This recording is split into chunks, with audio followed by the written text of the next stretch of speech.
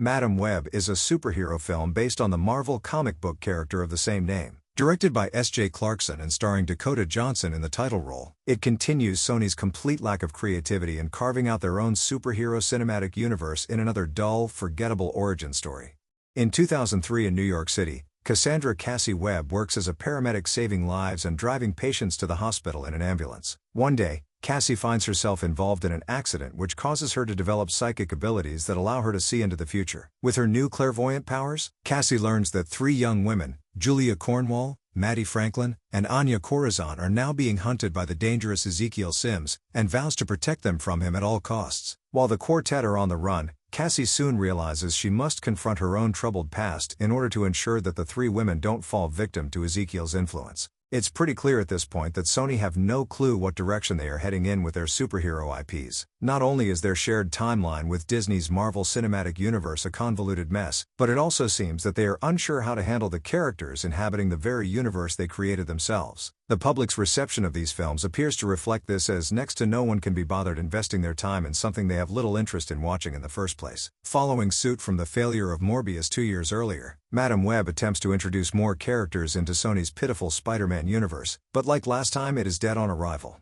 From the way this film started, I could already tell it just wasn't going to work. Here, we see a pregnant scientist in 1973 searching the jungles of Peru for a rare spider that is supposed to have mysterious properties in its venom. It should be noted that this information is not conveyed to us here through what the characters are experiencing, but rather through awkwardly worded exposition that feels like it was added to the script at the last minute. Immediately after, the scientist announces she has discovered the spider, and is soon shot and left for dead by one of her fellow explorers. Flashing forward 30 years, the film then shows our protagonist Cassie rushing to the scene of an accident without any real context of what happened within those 3 decades, instead choosing to shelve this important plot element for much later on in the story. The jumbled, poorly edited way the film tries to set up its plot within a short time frame makes it hard to care about anything else that happens afterwards, because if a solid storytelling foundation cannot be done in just the first 10 minutes, then it's clearly going to be all downhill from here on out. To make matter worse, the action scenes, if you can call them that, are never exciting. There were only about 2 scenes throughout the entire movie that could be considered action, packed in the loosest sense, and even then there wasn't any enjoyment to be had from any of them. In one, we see Cassie trying to defend the 3 girls from the advancing Ezekiel on a subway train,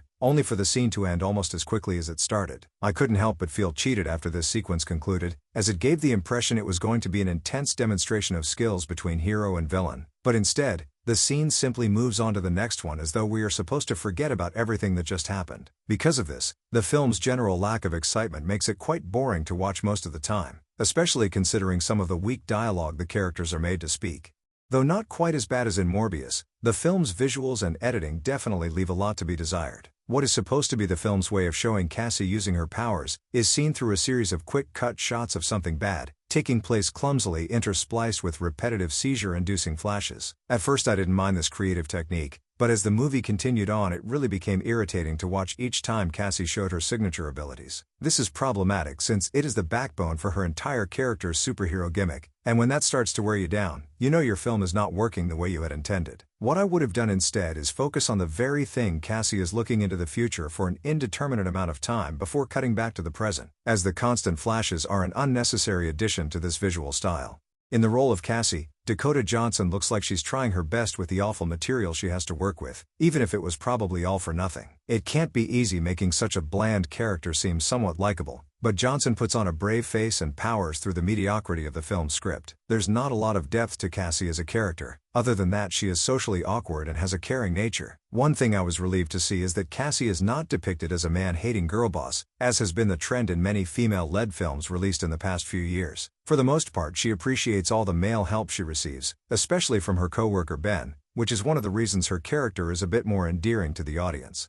On the other hand, I found myself struggling to remember anything remotely substantial about the 3 other women in the cast beyond what is seen on the surface. Sydney Sweeney's Julia is an introverted nerd who wears thick-rimmed glasses and has difficulty interacting with others. Celeste O'Connor's Maddie is a short-tempered skeptic who flips people off when they get in her way. And Isabella Merced's Anya does little more than act like a third wheel among this trio. Without doing any extensive internet research on these characters, this was all that came to my mind when thinking carefully about them. Given their supposed importance to the story, this is pretty sad when you think about it. In addition to their poor development, it would seem that these 3 each aren't very bright either. One scene where this is evident to audience shows the trio hiding out in a diner, where they are told by Cassie to keep a low profile. A short time later, the three of them walk over to a group of high school boys where they proceed to climb onto the table and dance to Toxic by Britney Spears, alerting Ezekiel to their presence. It's hard for me to like characters who do such brazenly stupid things like this for no other reason than for a cheap attempt at comedy. However, where the film really falters in terms of character development is in its villain Ezekiel, and Tahar Rahim does little to add anything noteworthy to his performance. At no point did Ezekiel feel like a genuine threat, since there's nothing interesting about him as a character. It is established that Ezekiel has the same powers as Cassie, but they only ever seem to work whenever the plot demands it. What could have been an interesting adversary for Cassie is instead a one-dimensional bad guy who wants the three girls dead because he had a brief vision they were going to kill him. This leaves many unanswered questions regarding his purpose in the story. Why did these specific girls play a part in him dying? Why is he so easily avoided despite his pursuits taking place in broad daylight? Why doesn't he see some kind personal connection to Cassie as they share the same abilities? Being as rich as he is, why couldn't he just hire someone else to deal with the girls instead of doing it himself? When the movie leaves you in the dark, this much about a villain and his motives, you tend to lose interest in wanting to see what happens to him in the end.